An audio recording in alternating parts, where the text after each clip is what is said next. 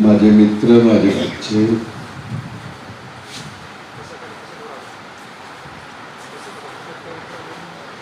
आणि ज्यांची 2 दिवसापूर्वीच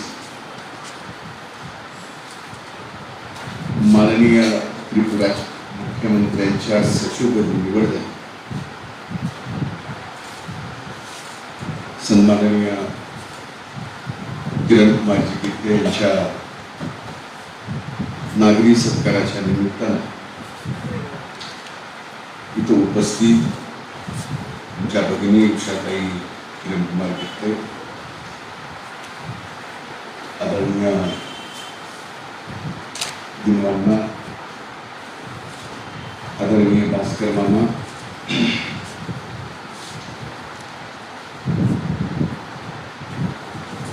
सन्माननीय शिवाजीराव शिरसाट, माननीय अजय मुंडे,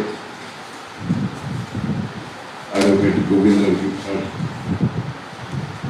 कृषी उत्पन्न बाजार समितीचे सभापती सूर्यभान मुंडे, परळी नगरीचे उपनगराध्यक्ष राजा खान साहेब, राष्ट्रवादी काँग्रेस पक्षाचे तालुक्याचे अध्यक्ष विनायकराव सोलंकी, आदरणीय डॉक्टर सूर्यकांत मुंडे, आपल्या परळी शहरातील आणि परिसरातील प्रतिष्ठित व्यापारी सन्माननीय विजय वाकेकर, राष्ट्रवादी काँग्रेस पक्षाचे फाउंडर मेंबर माजी उपनगराध्यक्ष शकील वेकुरेश, राष्ट्रवादी काँग्रेस पक्षाचे नेते सुरेश नाना भट, ज्यांच्या प्रयत्नांमुळे आजचा हा कार्यक्रम पार पडतोय ते प्रदीपजी खाडे, नगरसेवक हाजी बाबा, किशोर गित्ते, अतुल दुबे, उपस्थित सर्व मान्यवरांची मी नावं घेतो.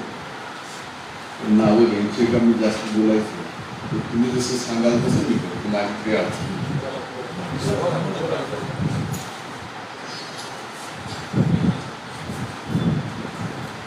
इथे उपस्थित परळी शहरातील आणि तालुक्यातील प्रतिष्ठित नागरिक बंधूंनो आणि आदरणीय गुरुजन बंधूंनो, मला आज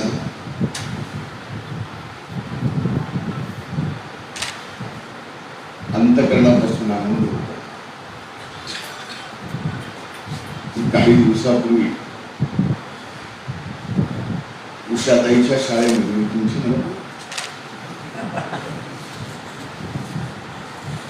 कार्यक्रमात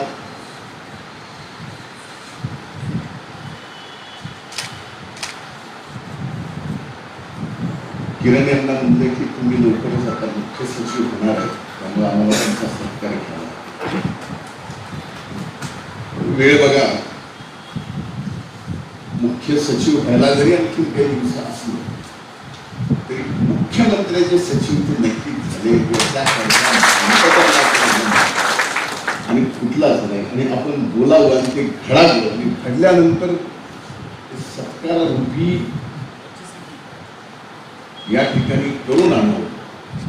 आणि तेही सत्कार आयोजक प्रदीप खाडे, पण नाथ शिक्षण संस्थेचा कार्यक्रम आहे, त्याचा अध्यक्ष मी आहे. तुझं काय करशील अध्यक्ष कुठे अध्यक्ष प्रदीप.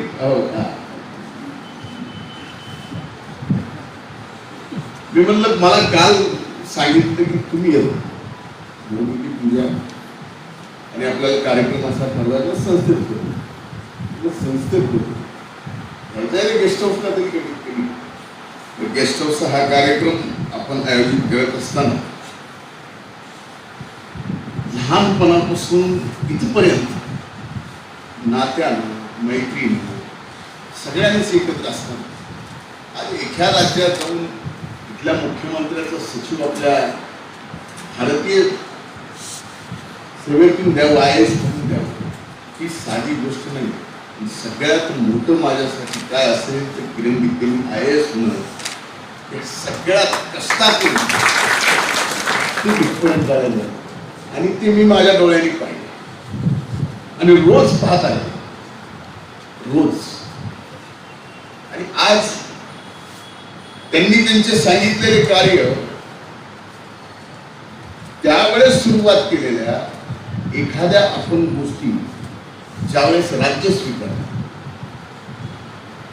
ज्यावेळेस देश स्वीकारतो, त्यावेळेस ती कल्पना कुठल्या तरी एका व्यक्तीची असते, एका ऑफिसरची असते, एखाद्या नेत्याची असते. ज्यावेळेस देश स्वीकारतो त्यावेळेस ती पूर्ण देशाची होते. पण त्याच्या मागे कोण असतं? तर किरण गित्तेसारखे IAS ऑफिसर असतात, ज्यांनी काही योजना या देशाला दिल्या, राज्याला दिल्या. आणि अशा योजना देणारे हे अधिकारी सहजासहजी त्यांच्या लवकर बदल्या होतच नाही. योजनेत बाकी बोलत नाही,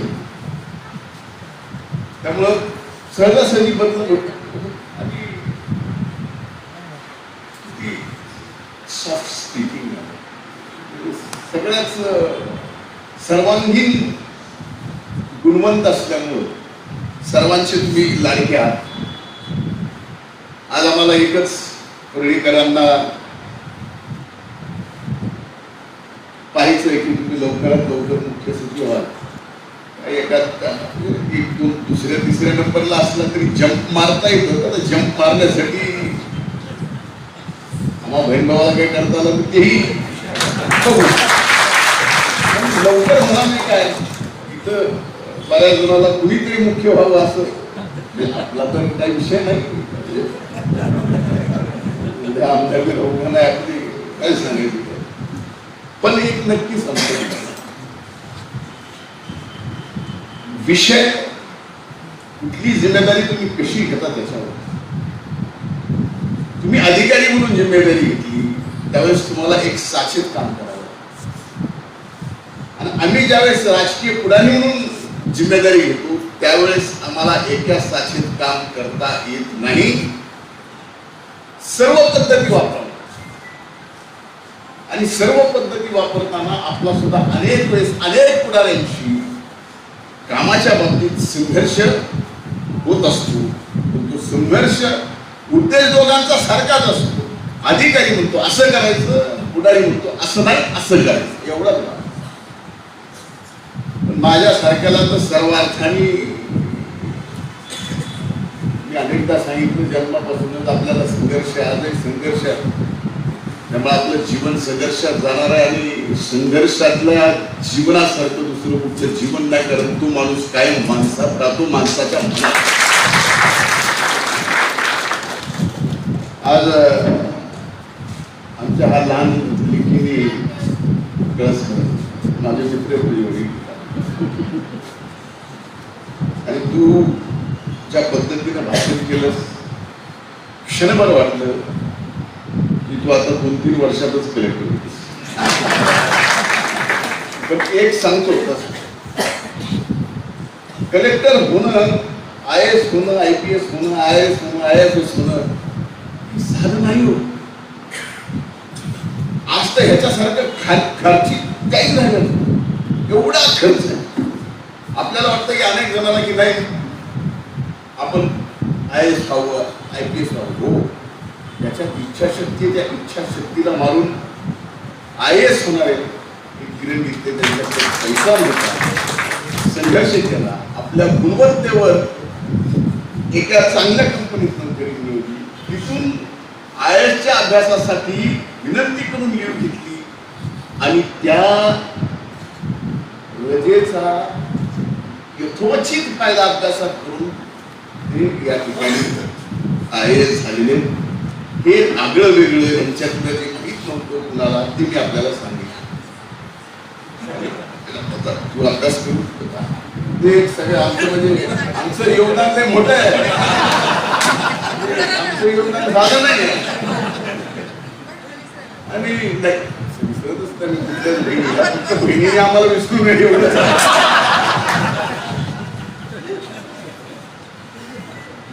बहिणीचं योगदान एवढं आहे. त्याच्यामुळं त्यांचं तुझं जेवढं योगदान आहे आता तेवढं योगदान तू पार पाडायच लागलीस का? म्हणजे तुला जेवढं म्हणजे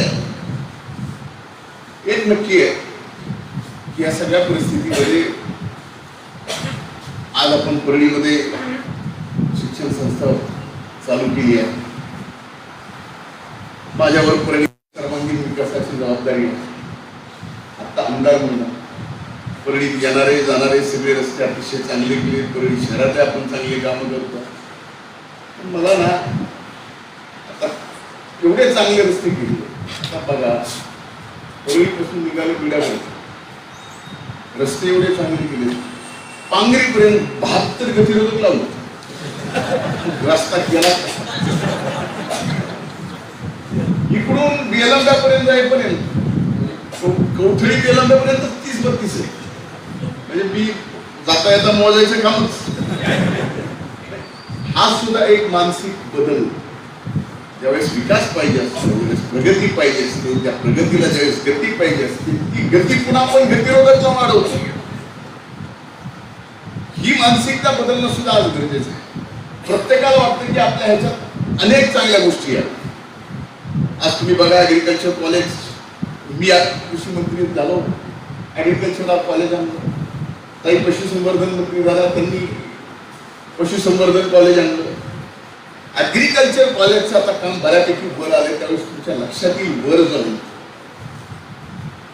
की देशातलं सर्वात चांगल्या लोकेशनचं ऍग्रिकल्चर कॉलेज ते आपल्या परळीत आणि तेवढ्या उंचीच्या डोंगरावर ऍग्रिकल्चर कॉलेजचे जेवढे शेतीचे प्रयोग आहेत जे आपण काळ्या जमिनीत करतो तेवढ्या उंचीच्या डोंगरावर मामा आपण त्या ठिकाणी शेती करणार आहोत. आणि त्यावर agriculture engineering, agri food tech आणि ऍग्रिकल्चर हे 3 कॉलेज. तसंच पशुसंवर्धन ही प्रगती आहे. यातून अनेक विद्यार्थी येणार आहेत. या विद्यार्थ्यांची इतर राहणं येणं जाणार आहेत, त्यांची फिरणं होणार आहे. त्यात इतकी आर्थिक परिस्थिती सुद्धा बदलणार. पण काही आर्थिक परिस्थिती बदलण्यासाठी फक्त एक व्यक्तीला बदनाम करून एका गावाची प्रगती तीही विकास थांबू शकते. माझ्यासारख्याला तर मी काल माझ्या जीवनात एवढा कधीच अस्वस्थ झाला नव्हतो. तेवढा अस्वस्थ कधीच. या बीड जिल्ह्यामध्ये कुठलीही घटना घडली, कुठलाही खडा पडला की माझ्या पावती माझ्या नावावर आहेच, माझ्या विरोधात भाषण आहेच. मी म्हणलं गेलंय तरी झालंय कुठं, कुणाचं झालंय, तो कोणत्या जातीचा, तो कोणत्या जातीचा, घेणं नाही देणं नाही, वाजवा झाला. ठीक आहे, त्या गोष्टीला आपल्याला परिणाम होत नाही. ते संघर्षाचं जीवन मी जगलंय. असंख्य आरोप घेईल, असंख्य आरोप करल. ज्यावेळेस करल मी कधीच हातात खरा कागद घेतल्याशिवाय कोणावर आरोप केला ना. मला आज करायचं नाही, मला काही एक विषयावर बोलायचं. पण वस्तुस्थिती घ्या की यामुळं काय होत आहे. एक व्यक्तीला बदनाम केल्यामुळं आपल्या इकडे येणारी जी प्रगती आहे. कोण म्हणतं सिमेंट फॅक्टरी कशी आली, आज कशी कुणाला माहिती की सिमेंट फॅक्टरी कशी आली. सिमेंट फॅक्टरीची जमीन पासून सिमेंट फॅक्टरीला त्या माझ्याकडे असलेलं राखेचं टेंडर पूर्ण फुकट 1 रुपया न घेता त्यांना दिलं. त्यावेळेस ती सिमेंट फॅक्टरी मलनाथपूरचा 80 मेगावॅटचा आपण प्रकल्प पाहतो सोलारचा. तिथं 200 एकर जमीन अंदाने द्राक्षासाठी घेतलेली होती. 75 एकर प्लॅट ग्रेप राजा पंचावाला तारीख सगळं मोडून ती जमीन जशाला तशी आपण 80 मेगावॅटच्या प्रकल्पाला दिली. का तर त्यावेळेस 80 मेगावॅट 1 मेगावॅटची किंमत 6 कोटी रुपये होती. आठसतून 480 कोटी रुपयाची कंपनी. सिमेंट मध्ये त्यावेळेस 350 कोटी रुपयाची गुंतवणूक आली. आता आपण सिमेंट फॅक्टरी वाढवताना बिर्लाकडे गेली, त्यांनी बिर्लाने घेतली. मी ट्राय पार्टीमध्ये आता सुद्धा जमीन या सगळ्या व्यवस्था दिल्या म्हणून तेवढी किंमत आपली ठेवली. अग्रीमेंट होताना म्हणलं या कंपनीची प्रकल्पाची कॅपॅसिटी दुप्पट केल्या तरच, नाही तर आमची रिझर्वेशन. त्यांनी 600 कोटी रुपये आणखी गुंतवणूक करायचं ठरलं आणि आज दुप्पट क्षमतेचं काम त्या ठिकाणी तिथे चालू. सभागृहात एक प्रश्न विचारला की काय परिणाम होतो, मुख्यमंत्र्याला उत्तर द्यावं लागलं की 3.5 मेगावॅट परळीला आम्ही भलेही थर्मल पॉवर स्टेशन देता आलं नाही तर सोलारचा प्रकल्प देऊ. आता 50 मेगावॅटचा सोलारचा प्रकल्प टेंडर निघालेला आहे. 350 मेगावॅट प्रकल्प देणार. एक प्रकल्प 1 मेगावॅट 20 तयार करायला 4 कोटी रुपये एक सोलार. तसे जास्त लागतील कारण 50 मेगावॅट म्हणलं की 70 मेगावॅट बसवावं लागतील, ते टेक्निकल. हे सगळे प्रकल्प करत असताना माझा सांगायचा उद्देश आजचा हेतू खरंच नाहीये, पण एक व्यक्तीला बदनाम केलं, एका व्यक्तीला एवढं मोठं वैद्यनाथाचं ऊर्जापीठ, एवढी मोठी रेल्वेच्या जंक्शनची शक्ती आहे, एवढं मोठं आणि यात माझ्या सरकारने जर आता तो विषय बोलू नये, मला बोलायचा नाही कारण पुन्हा त्याच्यात अडचणी ते प्रकल्प आहे. असे असंख्य मोठे प्रकल्प ज्याच्यात आम्ही स्वप्न बाहेर जाऊन बाहेरचं शहर बघितल्यानंतर आपल्या गावासाठी पाहिलं ते आम्हाला पूर्ण करायचं आणि अपेक्षा एवढीच आहे आपल्याकडून माननीय सरकार मंत्री महोदय या सर्व कामांमध्ये आपलं सुद्धा तेवढंच योगदान राहणार आहे. आजपर्यंत राहिले, इथून पुढे सुद्धा राहील आणि ते राहिलं नाही. बेटा मी तुझ्या प्रश्नाचं उत्तर देतो. उद्या तुला IAS करायला आणखी वेळ आहे, पण तोपर्यंत तुझ्यासाठी आपल्या भागातल्या मुला मुलींसाठी नाथ शिक्षण संस्थेचं पुण्याला मुलींचं मुलांचं हॉस्टेल सहित स्टडी सेंटर उभं करणार 6 महिन्यात या आता हे करावं लागलं. कारण इथं ड्रॉपअप एरिया तुम्ही बघितला सगळ्या गोष्टीचा 10वी पर्यंत विद्यार्थी, 10वी नंतर इथं ड्रॉपअप आहे. कम्प्लीट अंबाजोगाई लातूर इकडं तिकडं सगळं 10वी नंतर विद्यार्थी भेटत नाही. आता तुम्ही संस्था करत मला तर माझ्या संस्थेचं आहेच का नाही, संस्थेला उलटा ही वस्तू जे सुद्धा बदल आपल्याला ड्रॉपअप कमी करणं आणि जरी ड्रॉपअप झालं तर त्यांनी आपल्याच तिथं आज तुम्ही बघा बारामतीच्या मोठ्या मोठ्या संस्था पुण्यात, DY पाटलांच्या पुण्यात अनेक मोठे मोठे जे नेते जे होऊन गेले ते करून गेले, त्यांनी अशा मोठ्या शहरामध्ये अशा संस्था उभ्या केल्या ज्याचा फायदा त्यांच्या मातीतल्या तिथल्या मुलांना झाला. ती मुलं आज आमचं ते स्वप्न हा विकास करणं तर करायचाच आहे, त्यासोबत ते सुद्धा करावं लागणार आहे. त्यावेळेस सुद्धा तुमचा हातभार आम्हाला लागणार आहे. मान्य सरकारने तुम्हाला म्हणजे मार्गदर्शन लागणार आहे मुख्य. आणि म्हणून आज अशा एका व्यक्तीचा सत्कार करत असताना तो व्यक्ती आपल्यापेक्षा मोठा आहे, शिक्षण आहे, शासकीय सेवेमध्ये, बाकी संघर्ष आमच्यासारखे रस्त्यावरच्या संघर्षात ह्याच्यात तुमचा काही अनुभव नाही, पण बाकी क्षेत्रामध्ये आम्हाला जे वाटतं अधिकाऱ्याची एक आमच्या समोर कन्सेप्ट असते. आम्ही मंत्री म्हणून काम केलं, आम्हाला मंत्री म्हणून सचिव, आम्हाला मुख्य सचिव सचिव मंत्र्याला त्या त्या विभागाची घेता येतात. त्यावेळेस त्याच्यातली क्वालिटी काय आणि मला त्याचा उपयोग माझ्या काम करायला कसा होऊ शकतो हे फार महत्त्वाचं.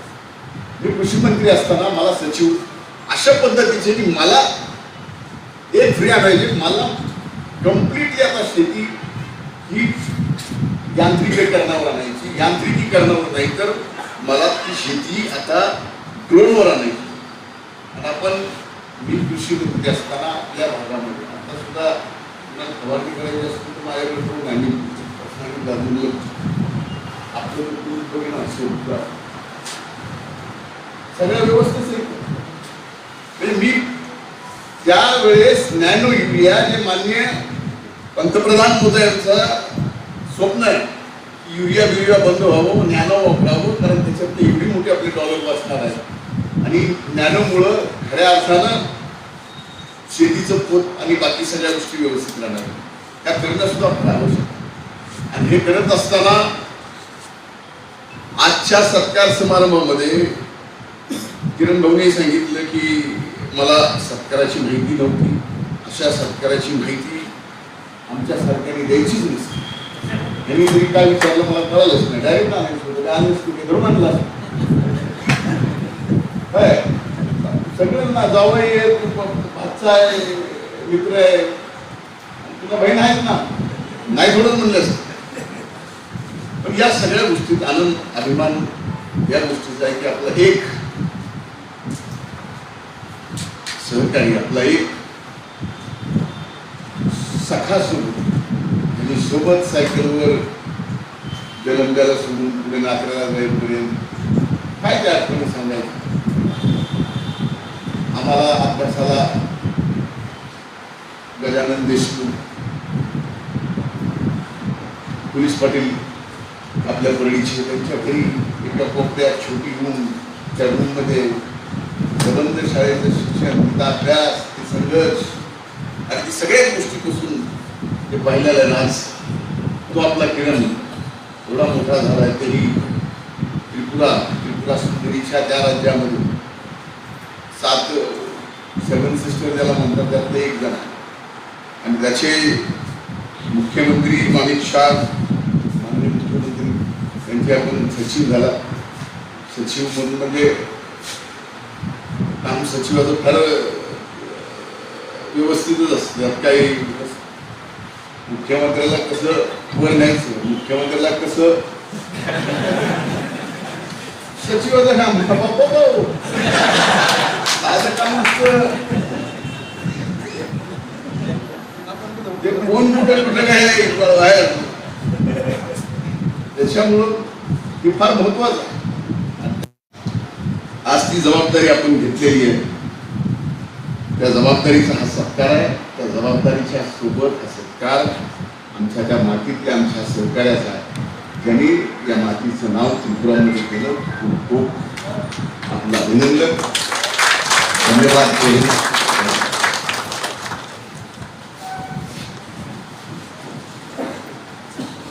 आदरणीय